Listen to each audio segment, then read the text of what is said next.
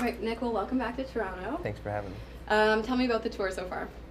Well, I mean, the tour just actually started yesterday in North Bay, so it was a great turnout, a lot of fun. I just look forward to coming to Canada just because this is a place that it's dear to my heart because we started here as the Backstreet Boys. You know, this is a place that broke us in America. So we have very loyal fans here.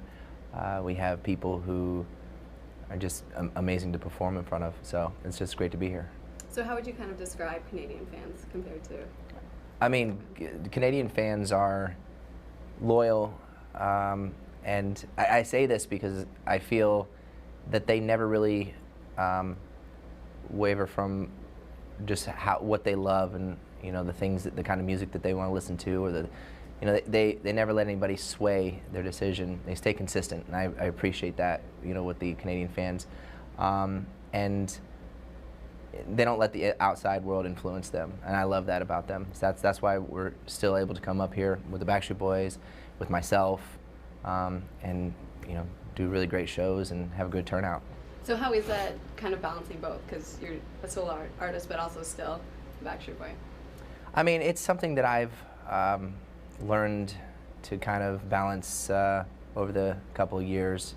Well, actually, last 24 years. This will be my third. This was my third solo record, and when I go out on the road with the boys, I'm a 1/5 member of that group, and we have, and I love that. I love being a teammate.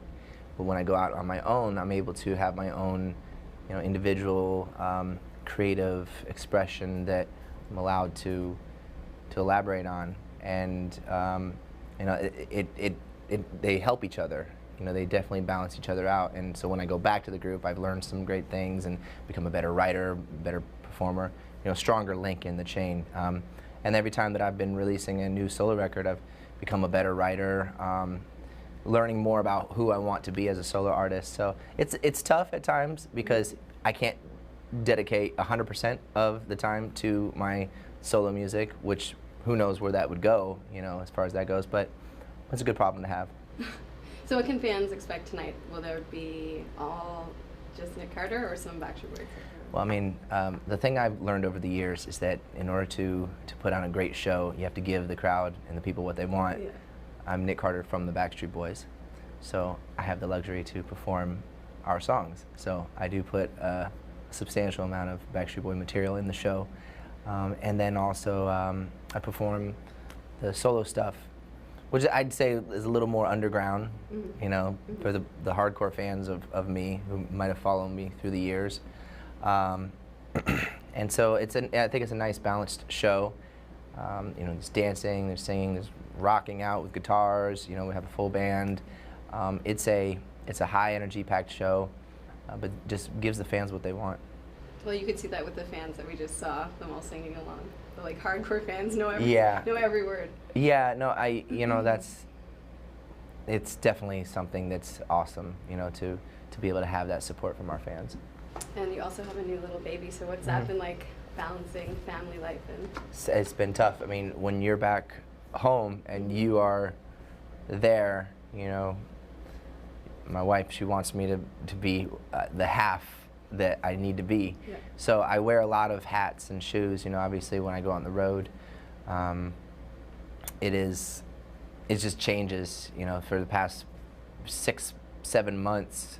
A majority of time that I have been home, I've been helping out, changing the diapers, obviously, waking up 4 or 5 o'clock in the morning, inconsistent, never knowing what it's going to be. He's 7 months old almost now.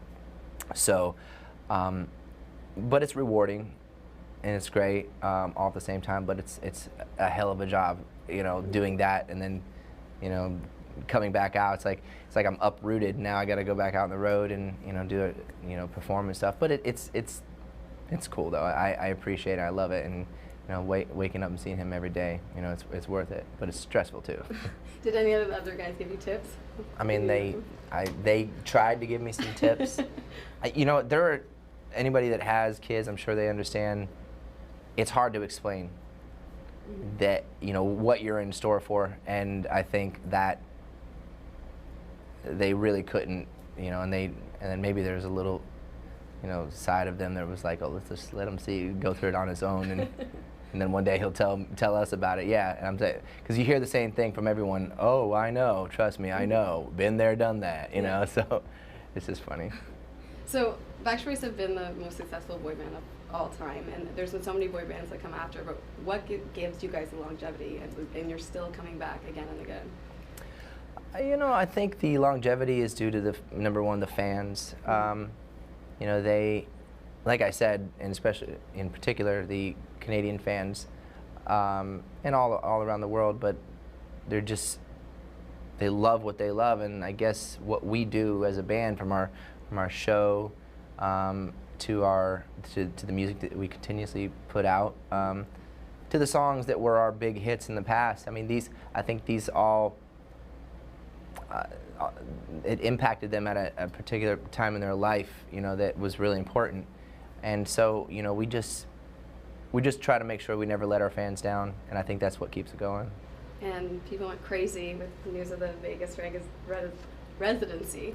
What can fans expect from that? Because that's, well, I mean, huge. Yeah, the cool thing about, the exciting part about the Vegas residency for us is that we know that Vegas demands a certain level of show, you know, with all the other ones that are going on there, and we can now take our catalog and our hits and take what we do, which we're prideful of our show. We feel very confident in that. Now we could take it to an even grander level than it has ever been, and I think that's exciting, you know, to kind of to see how far we can push it. And I mean, from the production side, you know, to the value there is so great. So we're excited to, you know, and also Vegas is a place that just people, you know, it's like the Mecca. Like all the different people from all around the world are coming there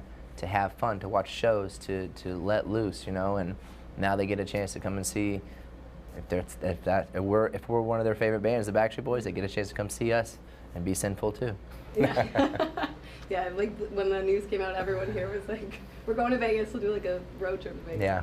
My last question is, of all the songs, of all the Backstreet Boys hits and your hits, what's your favorite? Oh, I mean, there's so many. I think I'm more particular to songs from the group that maybe weren't necessarily big hits. Okay. I mean, but the ones that affected me maybe the most, it would be the best thing to say. Mm-hmm. There's a song called Make Believe on our last album I really, really love. There's a song called This Is Us from the album This Is Us.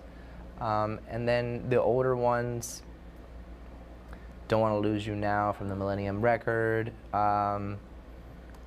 Just songs that weren't necessarily singles, maybe could have been singles, yeah, but never made it there. All I have to give is mine. Always will be mine. Well, thank you so much.